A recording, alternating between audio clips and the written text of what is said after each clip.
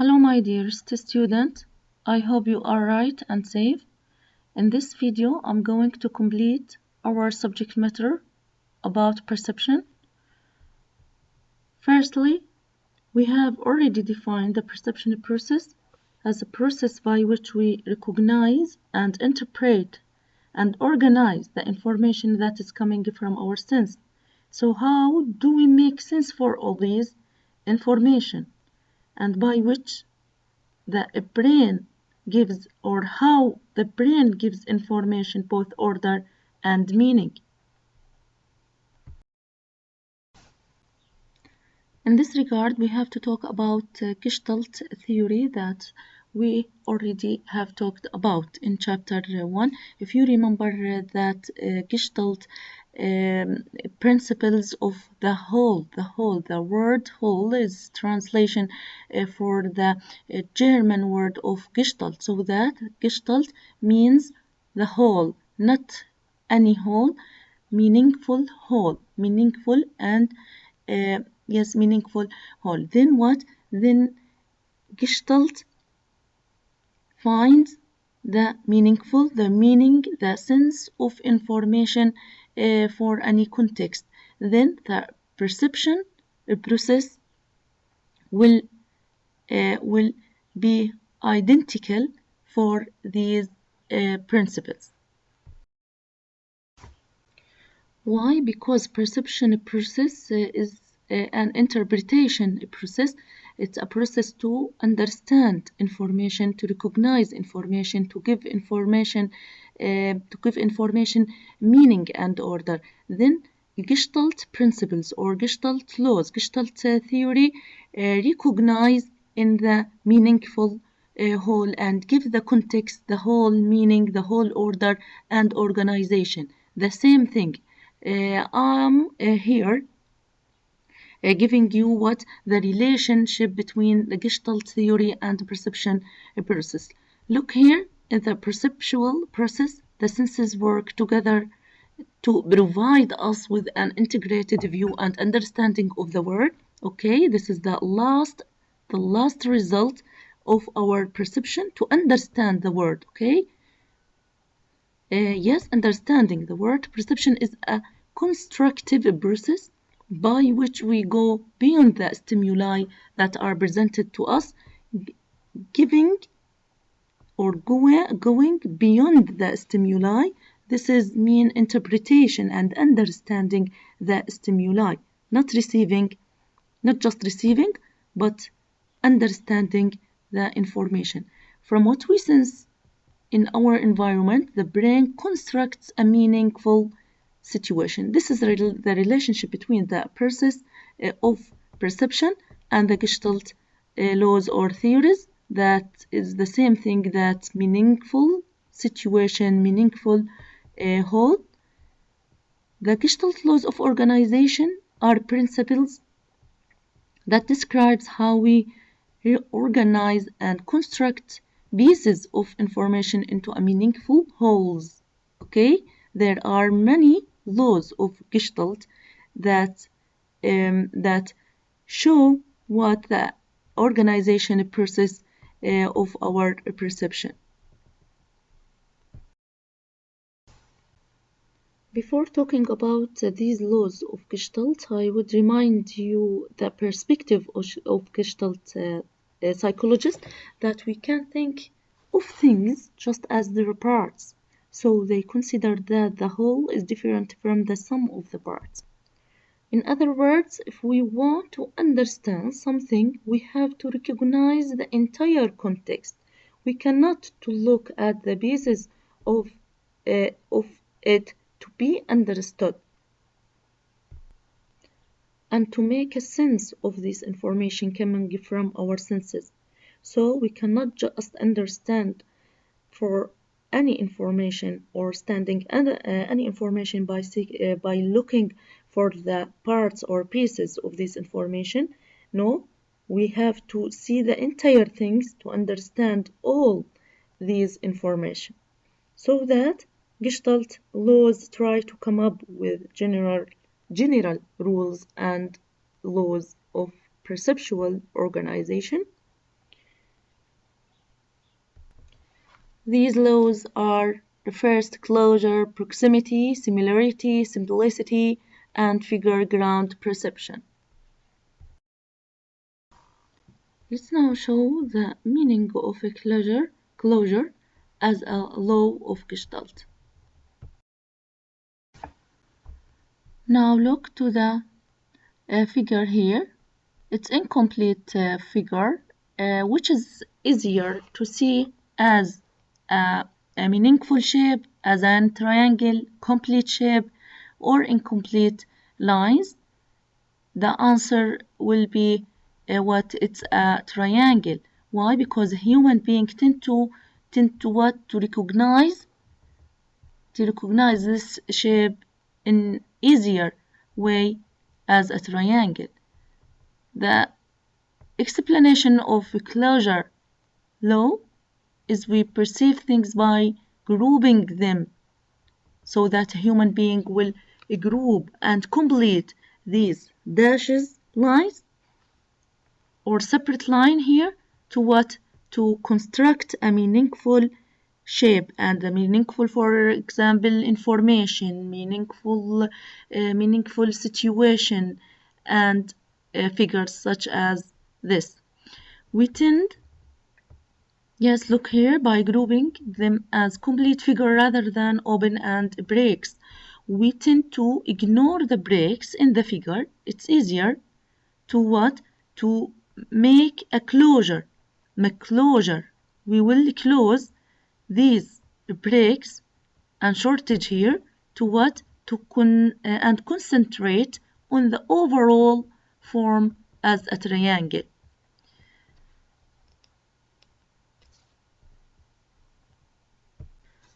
Take an example of linked linguistic statements, which is easier to understand the linked statements or unlinked statements.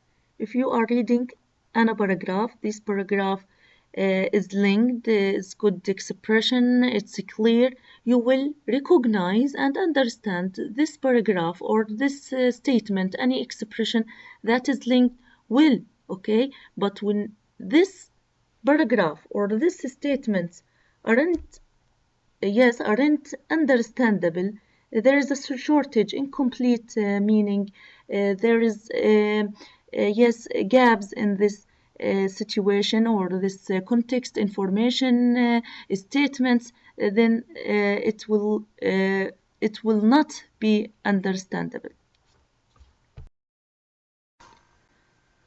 Before talking about proximity, the second law of Gestalt, I want to tell you something important about a human being. A human being has a dynamic perceptual organization. He or she has capacity to recognize and organize information or any context, any situation to construct the good whole, the meaningful whole. Now the proximity law of Gestalt means that things are closer together. Our brain will group together. Our brain trained to process, to understand, to realize things that are closer together easily and rapidly than something that are far from each other. Okay, as a result here, we tend to see pairs of dots rather than a row of single dots in the following patterns. If I ask you, what are these stimuli? What are these stimuli? You will ask, and I expect from you to tell me that this is pairs. These are pairs of dots rather than single dots. Why? Because the law of proximity, the rule of proximity, that something that closer together, our brain trained to process, to recognize, to realize, to understand these rapidly and easily and in dynamic way, to interpret things and give things stimulus, meaningful whole and order and organization. Now, the similarity law means elements that are similar in appearance are grouped together so that our brain will process and understand elements or stimuli that are similar in appearance or in their characteristics, their traits will be grouped together. Why? Because the law of similarity that help our brain to process and understand the things that are similar in easier way and processing rapidly for these stimuli. We see horizontal rows here. Here we have what? Horizontal rows of dots. Here these are dots, yes, and these are what? Squares. If I ask you about this shape or these stimuli, what are these stimuli? You will, yes, you will then answer me that these are dots, okay, rows of dots and rows of squares. You will say these are this rows or this row is what is dots. This row is squares. Yes, is squares or are squares. These are squares, these are dots. You will not answer me that this is a column of what? Of a combination of dots and squares. Why? Because your brain recognized the similar things, dots, similar things, squares, not dot square, dot square, dot square, vertical, in vertical mixed column here, okay? So that our brain tend to process ليعالج, tend to understand, to recognize stimuli as similarity law.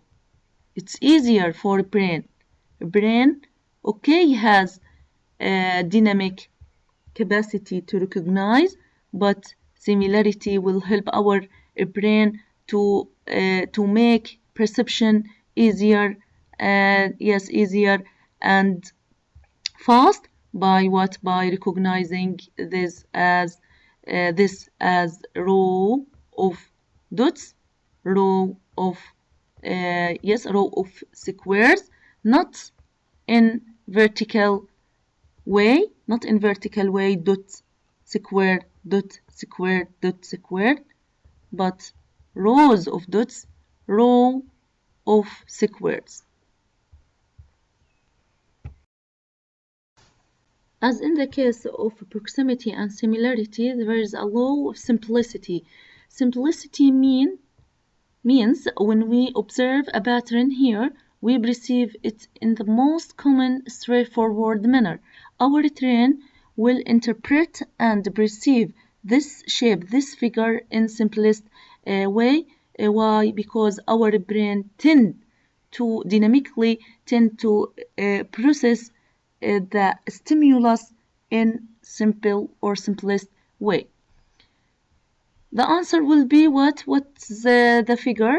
What's the figure? The figure is a square in simplest way with lines on two sides rather than as the block letter W here, W on the top of the letter M. We generally tend to choose and interpret the simple one. Now, Gestalt psychologists talk about the issue of perception of stimuli in our environment isn't simply putting together individual elements. It requires many criteria. It requires an active, constructive process of the brain. If you remember that we have, we already have talked about something called about a brain that it takes into account what many things such as experiences that are stored in our memory, context of any situation and inner state of a human being, such as motivation and emotional state. So that grouping things, putting things together require an active, constructive process of the brain. It's when we put together bits and pieces of information into a whole that we can better understand and solve the problems in our environment. So that this process requires and needs active, constructive way, yes, to be active and well. For example, to introduce a new health package into a community, it's important to see the culture, economic, and consciousness of the people in the community. It requires an integrated approach as our brain take into account many criteria, many things, many clues to interpret, and putting stimuli together and grouping things together to go to what is the last result that we are wanting, that we are want. Yes, always the meaningful whole and organization for any process, for any context, for any information. We will finally have constructive and unified meaning for any stimulus. According to the Gestalt psychologist, perception of stimuli in our environment isn't simply putting together individual elements. Why? If you remember, we already have talked about this issue. The brain or our brains take into account many criteria such as our experience that are stored in our memory, our emotional states such as emotional or inner states such as emotional states and our motivation and the context of any situation. Then to make something interpreted and processed, we have many criteria that our brain take into account. Yes, it requires an active, constructive process of the brain. It's when we put together bits and pieces of information into a whole that we can better understanding and solve problems in our environment. This example to introduce a new health package into a community, it's important to see the culture, economic, and consciousness of the people in that community. It requires an integrated approach. This indicates that we have to make many criteria, many aspects for any context to be integrated approach as our brain take into account many criteria, many things to make something meaningful and give it order and organization. Now, the last law of perceptual organization for the Gestalt theory is figure ground perception. It's the perceptual relationship between the object of focus, the figure, and the field called the ground. Here, any spatial field consists of two things. The notable and important thing called figure and the ground thing. So that the figure has form or structure and appears to be in the front of the ground is seen as extending behind the figure. The relationship can be reversed by focusing on the attending to the ground rather than the figure. This indicates that our brains tend to organize and process, understand important thing, okay, for any human being. Important, notable, remarkable things that are important to me or to you, then I will focus on this thing called figure, and there are other things called ground. I want to focus on the figure because it's important to me. Figure, ground, perception, figure and ground. Yes, in this example, in the treatment procedure, the center requirement is taking all the medication prescribed figure. Yes, this is the important thing for any patient is what? To take medication. To take medication. The patient may label this basic requirement as secondary and may say that as long as I feel somewhat better, why take medication? Now the patient isn't sick, he feels better, then the medication will be what? Will be secondary thing, will be ground thing, will be figure, will be ground, sorry, will be a ground thing, not figure thing, not important thing. Now let's talk about chapter 10. Chapter 10 is about attention. Attention process, it's a cognitive process. Sternberg, the cognitive psychologist, in 2003 had defined this process as what? As a cognitive process of selectively concentrating on a discrete aspect of information while ignoring other information. This is a general term referring to the selective aspect of perception which functions so that any instant an organism focuses on certain features of the environment to the exclusion of other features, so that in an attention process we focus on, and we exclude some features or some stimulus. Why we are focusing on some information and excluding other information? Focusing on information, these information are certain information, essential information, information that are important for me. Then I will focus, I will pay attention, okay? Attention process, I will pay attention for this process. I will exclude, yes, I will exclude other information because it isn't important for me, or its feature isn't remarkable or notable.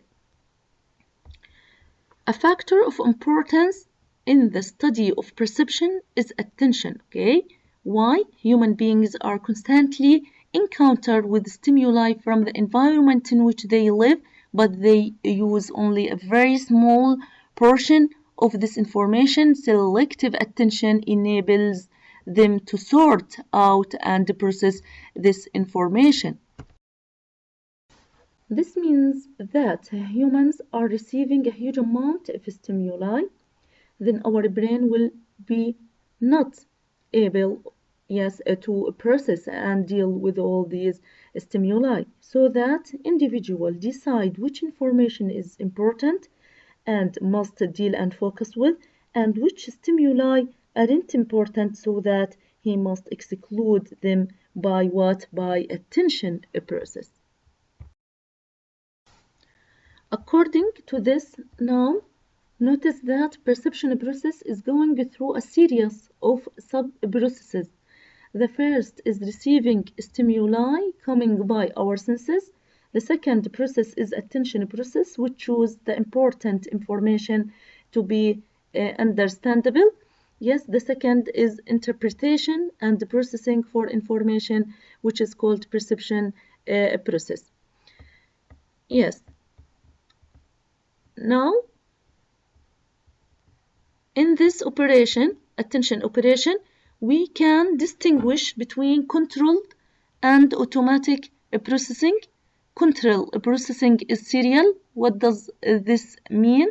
This means that things are processed after another. I will give you an example of this as beginner, as a driver, a beginner, a driver, okay? The attention is controlled, okay? Controlled. Why? Because here, look here, unfamiliar tasks require controlled processing, while familiar tasks required what? Automatic processing. Automatic processing is parallel, okay? Parallel. More than one processing operation can occur at a time. Now, a driver will have more experience for driving a car, then his or her attention will be with automatic processing is parallel and more than one. This means that one processing operation can occur at time more than one processing operation. Maybe he will listen to music while he is driving a car or making a call with another person or many things or drinking coffee at the same time of driving a car, because driving a car become familiar tasks which can be processed automatically. Now here there are many factors in the stimuli, yes, themselves, that may pay our attention to them. The first one is intensity. A bright color will attract, for example, us more than a dull one. Size, a large thing is more likely to catch our attention than something small. So that intensity, size, duration of repetition, a quickly running stimulus will not catch our attention as easily as one which persists or is repeated.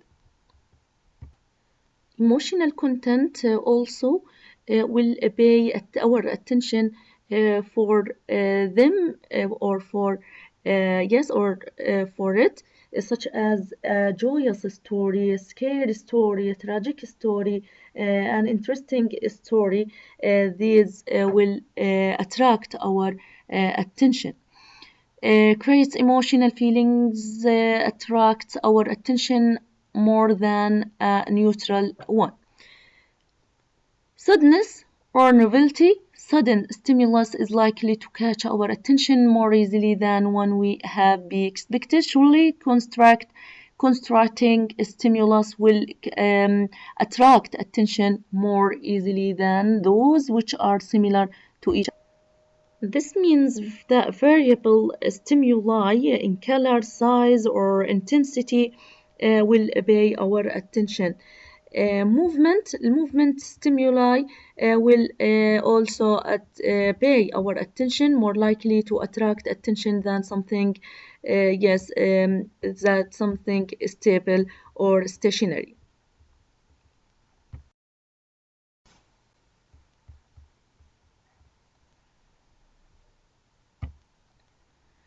Now I'm going to talk about functions of attention. The first is signal detection and vigilance. Yeah. In many occasions, we vigilantly try to detect whether we did or didn't sense a signal, a particular target, a stimulus of interest, so that we have a particular target stimulus of interest. We making a detection for the signals of appearance or emergence of this stimuli. We are exploring many signs, many signals that tell me about this target stimulus. Then I will pay attention for any signals, making detection for what? For the signal of the emergence or appearance, yes, of this stimulus.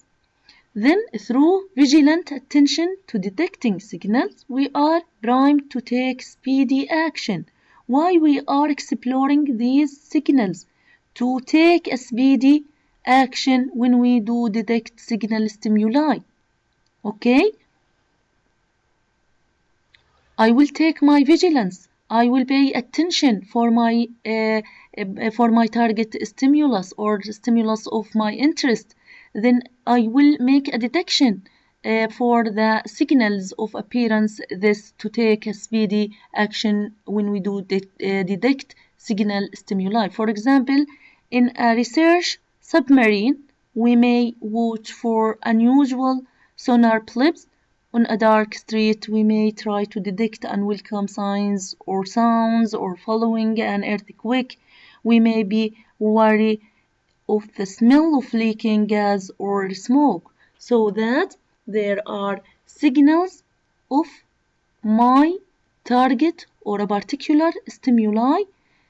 According to this signals, I will pay attention for unwelcome consequences. Then I take my speedy action and correct action, yes, to solve the problem. Now I'm gonna talk about the functions of attention. The first function is signal detection and vigilance. On many occasions of our lives, we vigilantly try to detect whether we did or didn't sense a signal, a particular target stimulus of our interest. So that we have a particular target stimulus of our interest. It's very important stimulus for us or for me, for example, so that I will make detection for the signal of presence and emergence for the particular stimulus that I want. So that through vigilant attention to detecting signals according to our attention, I will make detection for the signals of this stimuli or stimulus to take speedy action when we do detect signal stimuli. So that I am exploring the signals, the signs, clues that indicate our target or our targeted stimulus, so that I will make detection, exploring, seeking, and finding for these signals to take speedy action when we do detect signal stimuli. For example, in a research submarine, we may watch for unusual sonar blips, so that I will take a proper and appropriate action according to these signals. For example, on a dark street, we may try to detect unwelcome sights or sounds. Okay, I am walking on a dark street. Then I listen unusual sounds, or I'm seeing a strange sights. Then I will take speedy action and proper action for these signals. Or following an earthquake, we may be wary of the smell of the leaking gas or smoke. These are signals of stimuli. Then I make a detection for these signals to take a speedy and appropriate action to solve the problem. Now the second function for the attention process is search. We often engage in an active search for particular stimuli. I have a stimuli, then I will pay my attention for it, such as if we detect smoke as a result of our vigilance, we may engage in an active search for the source of the smoke. In addition, some of us are often in search of missing keys, sunglasses, and other objects. Then I will pay attention for any stimuli by search. The third function for attention, selective attention. By selective attention, I will focusing on some stimuli while I will ignore other. We constantly are making choices regarding the stimuli. Then I will make choices. Choices regarding the stimuli according to the selective attention to which we will pay attention and the stimuli that we will ignore. Ignoring and paying attention, then by ignoring or at least emphasizing some stimuli, we thereby highlight particular salient stimuli. The concentrated focus of attention on particular informational stimuli enhances our ability to manipulate those stimuli for other cognitive processes. بيحكي لنا إنه selective attention will be useful and essential for other cognitive processes such as verbal comprehension or problem solving. So that selective attention will highlight my target stimulus. Okay? Selective attention. I will pay attention. I will focus on my target stimuli and I will ignore any stimulus that aren't important for me. This is important in problem solving, in verbal or pronunciation comprehension. For example, we may pay attention to reading a textbook or to listening to a lecture while ignoring some stimuli as a nearby radio or television or latecomers to the lectures. The third function for attention process is selective attention. We constantly are making choices regarding the stimuli to which we will pay attention. Now, we have a lot of stimuli. Some of them aren't important. Some of them are very important. So that I will select these important stimuli and take in my attention and in my concentration. So that I will pay attention for these stimuli and ignore what information that aren't important for me by ignoring, or at least now with the ignoring process I will highlight the salient stimuli. Salient means something notable, remarkable, important thing for me. Okay, highlighted stimuli. The concentrated focus of attention on particular informational stimuli enhances our ability to manipulate those stimuli for other cognitive processes. This indicates that this selective attention is important and essential in many cognitive processes such as verbal comprehension or pronunciation, for vocabulary, for an expression, comprehension, okay, and understanding, and problem solving. When you are solve a problem, you have to select the important and the clues for the problem, okay, not all stimuli. For example, we may pay attention to reading a textbook or to listening to a lecture while ignoring such stimuli as a nearby radio or television or latecomers to the lecture. Now you are in the lecture, yeah?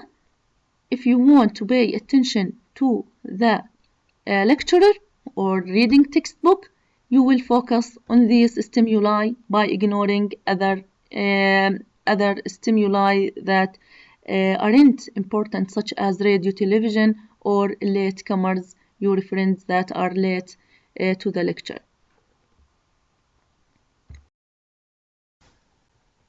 The last function of attention process is divided attention.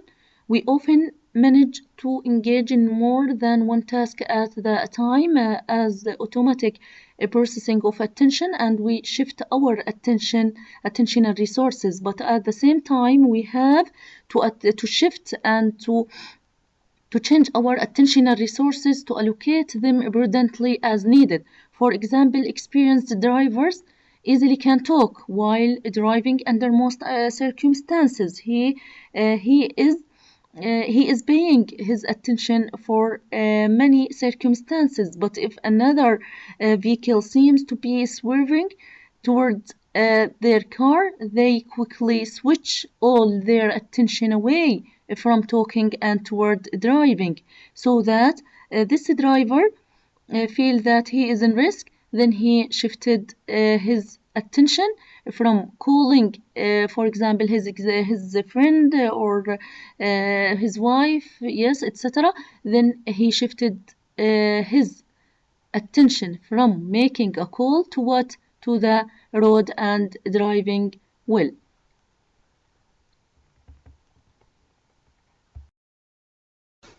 Finally, we have come to the end of chapter 10. I will record chapter 11 as soon as, inshallah. I wish you success. Goodbye.